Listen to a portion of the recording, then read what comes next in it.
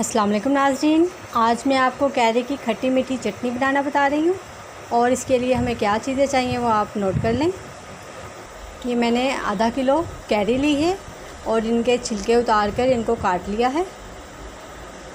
200 ग्राम हम इसमें चीनी शामिल करेंगे, आधा टीस्पून नमक, 1 चुटकी येलो फूड कलर, थोड़ा सा अदरक, थोड़ा सा लहसुन, ये 1 टेबलस्पून किशमिश, इसको मैंने धो के साफ़ कर लिया है, 1 चुटकी कलौंजी, थोड़ी सी लाल मिर्चें आप अपने जायके के मुताबिक कम या ज़्यादा कर सकते हैं। अगर बच्चों के लिए बना रहे हैं तो मिर्चें कम ही डालें। और ये पैन में मैंने कैरियाँ डाल दी हैं। अब इसमें आधा कप पानी शामिल कर दिया है और ये चीनी भी शामिल कर रही हूँ मैं। और ये सारी चीज़ें ये भी शामिल कर रही हूँ। ये सारा कुछ इसमें एक साथ ही डाल देंगे हम। अब इसको अच्छी तरह से मिक्स करूँगी।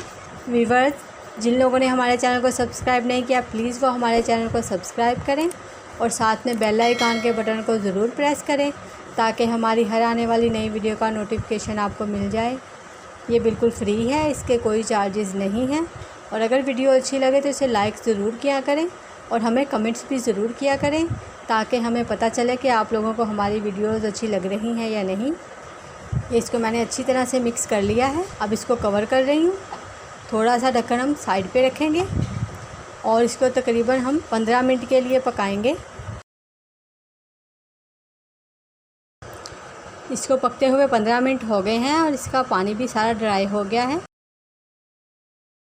अब हम इसको इस तरह से मैश कर लेंगे।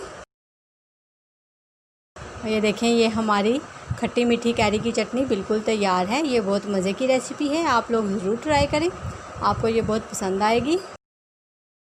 उम्मीद है आपको ये रेसिपी पसंद आएगी। ज़रूर ट्राई करिएगा और हमें दुआओं में याद रखिएगा। अल्लाह हाफिज़।